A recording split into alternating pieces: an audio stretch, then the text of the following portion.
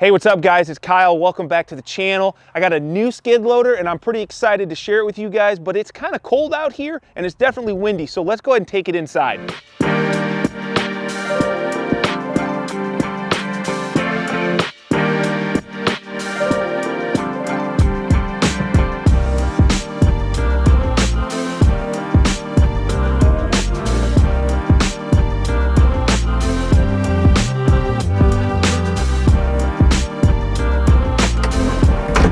All right, now that we got this in the shop where it's a little bit more comfortable, let's go ahead and talk about some of the specs of the 95-2. But first, before we get into the machine specs, I gotta say, you're probably curious, why are you using this 95? What happened to your 90? Nothing happened to my 90, but because of you guys, because of the channel, Kubota reached out to me and wanted to partner up on, using their machines. So you probably noticed the mini-excavator sitting outside. That is also gonna be part of the channel. I will be using that more and I will be making videos. So if you have questions about that, go ahead and drop them below so I can start to process that video. But this is all about the 95, and I wanted to say thank you to you guys for making this possible, as well as Kubota for partnering up. So let's talk about these specs. So the 95-2 Kubota is a 96 horsepower machine. Now, compared to my 90, which was a 92 horsepower machine, it's not that big of a jump horsepower-wise, but it is a bigger machine. This thing weighs in at 11,500 pounds, which is about 700-800 pounds heavier than my 90. But it does come with a little bit more lifting capacities, more horsepower. It's gonna have more flow on your hydraulics and hydraulic pressure. So overall, they kind of took the 90 and they made it slightly bigger. So this is the biggest offering from Kubota currently on their CTL line. They've got their 95, 75, and they have that new 65. The biggest thing and the biggest difference for me going from my 90 to this is probably just gonna be the fact that I've got to look out for DEF. So I do have a gauge inside, which I'll show you guys, but DEF, if you don't know what it is, diesel exhaust fluid, it's an additive that is going to be beneficial to the environment. So even though it's a pain, even though it's an added cost, obviously we all want to do the right thing for Mother Earth. Other than that, if you have seen my video on the 90 that I did, this is going to be somewhat similar because this machine is very similar to the 90, and a lot of the added features, benefits of this machine, the reason I like it versus some of the competitors on the market are going to be the same. Now, just starting here at the back, I mean, in the engine compartment, guys, I am not, you've never come to this channel to learn about service maintenance and how to work on engines, because that's not me. I build stuff, but I don't work on engines. So if you're looking for service information, do what I do. Just take it to your dealer. Like Johnson Tractor and Rochelle, they're my dealer. That's who I work with. And anytime I have anything other than your routine stuff, like obviously I'm pretty capable of running a grease gun. I'm also good enough to really look at this diagram here that they give you and just, every 2 hours, make sure that you're doing all the scheduled maintenance every 1,500 and so on and so forth. Like, I'm not gonna do maintenance on the machine. So my 90 was bought in, I do believe it was 2015. I've just got 600 hours on it. So it's still a young machine. I haven't even had to do all of the maintenance schedules because I don't even have 1,000 hours on it. But what I love about the Kubota machines, what you'll notice is down here in the tracks, look how simplistic that is. Now that comes with a couple costs, right? So I don't have, in this machine, I don't have a suspension or an air ride system or nothing. It's just straight wheels, tracks, and it is a little bit rougher maybe than some of the competitors out there, but like we'll talk maybe in the future here, this machine doesn't have the same price tag as some of its competitors. What the simplicity does is I've never had an issue cleaning out these tracks in the 5 years that I've had one. Getting all of this section clean is super easy due to all of this, kind of openness. One thing I did notice, and I haven't had enough time obviously, is the track design from my 90 to the 95 was updated. I've heard guys say that it's a better track. It's still gonna be like an all-season kind of, jack of all trades track. So I'm anxious to see how it performs in winter. In Northern Illinois, here in the Midwest, we get all season. So it just makes sense to have kind of an all-in-one track like that. This is something new to me, high flow, standard flow. I don't get into crazy attachments, but I am kind of curious if when I hook up to the high flow with my auger, if it's gonna give me, you know, an added benefit, or if it's not really necessary. I don't know, I've never done that, but I will be doing that soon. Which brings me to a point. This video is not gonna be super action filled. Like most things, I'm gonna be using this every day on the job site. So if you want more action, if you wanna see it in use, first off, drop the comment down below asking me what you're looking for, and I'll see if I can fit it into a video. But just stay tuned to the channel, and I'm gonna be using this for the foreseeable future. But back to the Kubota, to me, we're kind of at the point of this machine where I feel like it excels the most, and what drew me in, you know, 5 years ago when I started looking for my first machine, and that is the cab. That's this whole front right here.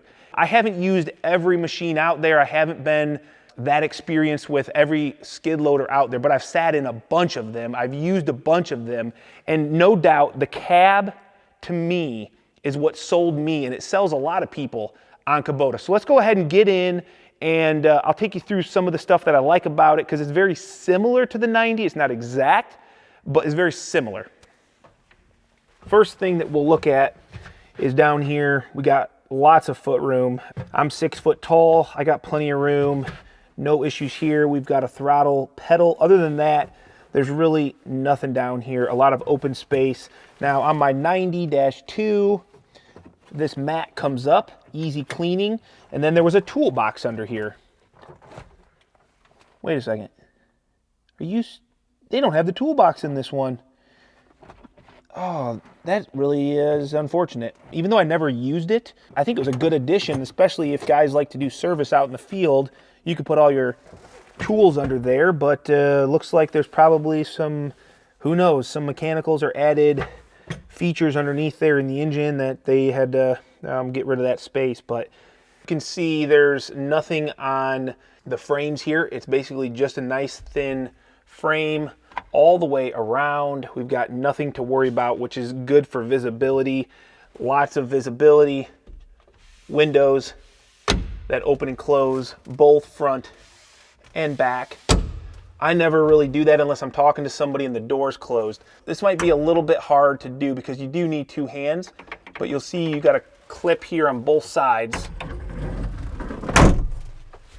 And then that closes the door, never having to have anything outside swinging one way or the other. And then to open them back up, you're supposed to use 2 hands, but I'm not going to be able to do that. And you can open it up and lock them into place so it doesn't rattle around or move around. I usually operate with the door open unless it's usually freezing cold out. And then I turn on my heat here, which is nice and tucked away. Doesn't take up a lot of room. Yes, sometimes it's cumbersome, you know, to reach under here, but honestly, that has not changed from the 90. It's in the exact same place, as well as my hydraulic disconnect here for my attachment. So you're going to unlock your attachment so that you can basically disconnect it, and then you're going to use your hydraulic function to disconnect. They're giving the simple-minded people like me potentially a nice diagram that shows you all of the functions, which this is a definite upgrade from my joystick. I did not have nearly as many functions, but then again, this has high flow. It has the added electronic connection so that, you know, if you're running a snow blower and you want your blower to go left to right or whatever, you've got these added functions on both of the joysticks. For me, most of the time, I'm going to use this joystick to go back and forth. Once in a while, I'll hit the horn to let Greg know that I need him. Other than that, you got your 2-speed function. So this button down here is gonna take you into high speed. And then over here, for the most part, I'm just gonna use my hydraulic function for using the auger, spinning it left or right, or booming my teleboom in or out. Now this is an update from my 90. We've got more settings over here, which I don't know that we'll get into right now. I want to use it a little bit more. The DEF exhaust, diesel exhaust fluid gauge here. Obviously you don't want to run out, so that's probably nice and handy. Otherwise, this is a similar screen to what I have, and simple. Fuel, temperature, hour meter. I think you can change this for RPMs as well. Let's move on to this little control panel over here. We've got our key, nothing to talk about there. Parking brake, lights, and your hydraulic engage. So after you turn it on, you've got to engage your hydraulics so you can actually use it. Now, one thing that this machine didn't come with that my old one did was a radio, and I had speakers mounted here. But I still have speakers. They're just not down here. Let me close my door again. My speakers are mounted up here. I just don't have the radio, which I think gets mounted right here. So that's a dealer installed option, and I don't have a radio, which I never used it anyway. There's a plethora of, you know, heat vents, cool vents, whatever you want to call them, but they are all focused on the left side of the machine. There's nothing that's going to blow out hot or cold air on your right side. Obviously, this cab is super small in a sense that whatever comes out of this side is going to make its way over here. But one thing I do remember on the 90 is that when this sucker right here is on blasting heat, because you got your door open, you want to move in and out, you are going to get that heat here on the left side. But it's never been like a deal breaker for me. This whole thing does look a little bit new design, and we've got 1, 2, 3, 4 different vents right here. If I move down here, you'll see there is a 12 volt, so you can, I guess, charge your phone. I don't know, maybe you want to keep your little cooler down here or something. There's room for that if you're in the machine all day.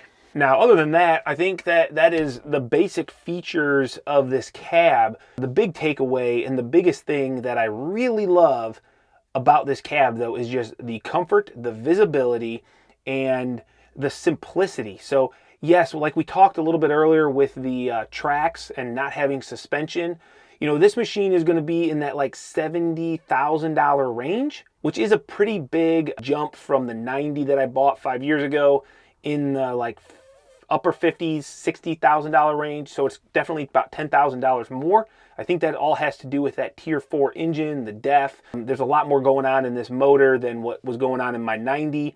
And it's obviously got a little bit more capacities. But if you want to get into, like, let's say a Cat 299, which is a 90, I think it's like a 97 or 98 horsepower machine, comparable capacity wise, you're going to be upper mid 80s. So yes, you might get a couple more bells and whistles like suspension or you know, maybe a couple extra cab features. I don't know, I haven't been in a new 299, but this is going to be a ton less money, but yet a ton of value, which is what I'm all about. So above and beyond all that, what I really love about this machine is the door. The door is what sold me 100%. Because I used to have a machine where my door, if I wasn't careful, I'd rip it right off the machine. And obviously a lot of these newer machines, they have the safety feature. You can't engage anything unless the door is shut, right? But accidents still happen. There's still ways to get around that. And you know, if you're like me, you're going to probably tweak something so that you can get away with it. And what I mean by that is sometimes, let's say you've got a load and you're lifting it up and you got to get out. You don't want to be trapped in your skid loader. And if the arms are in the way of opening a door, you really don't have any other option. You got to have somebody else out there maybe putting some blocks underneath your load so you can set it down. With the Kubota, man, you just push that door up and you can still get in and out of your machine no problem. If you're a 90 owner like myself, it's not a whole lot different. I mean, even in general, the machine is not a whole lot different. It is going to have slightly greater capacities. And for me, what I'm more excited about is the fact that it does weigh 800 pounds.